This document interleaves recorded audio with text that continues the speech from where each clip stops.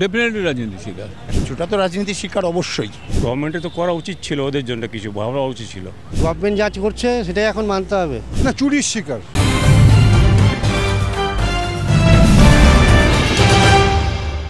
SSC নতুন যে বিজ্ঞপ্তিটা প্রকাশ করেছে তার উপরে ইতিমধ্যেই কলকাতা হাইকোর্টে মামলা হয়েছে।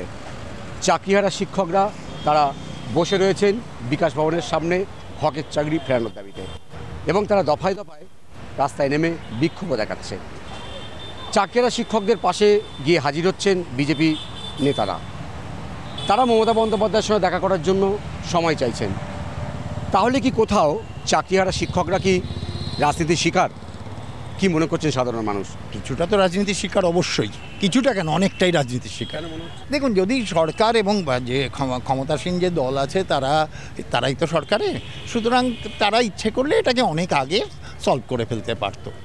এবং অবশ্যই দল থাকলে তার বিরোধী থাকবেই, তারা সেই গেমটা খেলার চেষ্টা করবে।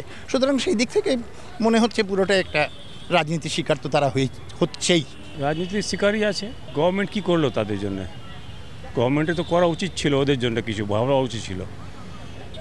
নিজেদের গভর্নমেন্টের মধ্যে, পার্টির মধ্যে মন্ত্রীদের জন্য এদের চাকরি চলে গেল, এরা কিছু করছে না। যে বিজেপি যাই হোক, যে পার্টি হোক, জনসাধারণের তো ক্ষতি হলো। যে শিক্ষক, ওদের তো কোনো ছিল না, পার্টি পলিটিক্স নিয়ে কিছু ছিল না। দেখুন, এটা নিয়ে আর কিছু বলার নেই। গভর্নমেন্ট যা করছে সেটাই এখন মানতে হবে, তাছাড়া কিছু বলার নেই। ডেফিনেটলি রাজনীতি শিকার। কেন মনে হয় ডেফিনেটলি রাজনীতি শিকার? রাজনীতি ছাড়া কোন, মানে প্রতিটা লোকই রাজনীতির শিকার। রাজনীতি ছাড়া আপনি লাইফ চিন্তা করতে পারেন নাকি? তাহলে আবার টিচার কেন, কোন প্রফেশনের রাজনীতির শিকার না বলুন? ডেফিনেটলি রাজনীতির শিকার ছাড়া হয় নাকি এটা কখন? এর সমস্যাটাই তো পলিটিক্স। কারণ রাজনীতির এর মধ্যে তো জড়িয়ে রয়েছে না, নালে একবার চাকরি পাচ্ছে একবার চাকরি চলে যাচ্ছে, এরকম হবে কেন? যেটা এটা তো সরকারি চাকরি, তো সরকারি চাকরি পাওয়ার পর চলে যাওয়া তার মানেই তো রাজনৈতিক ব্যাপার। তাদের মধ্যে কেউ কেউ তো শিকার বটেই, বেশিরভাগ নয়। না, চুরির শিকার।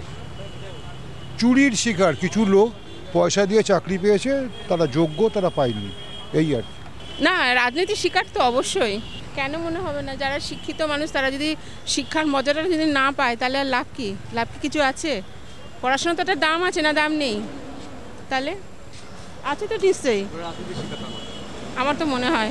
চাকরিহারা শিক্ষকরা তারা কিন্তু রাজনীতির শিকার।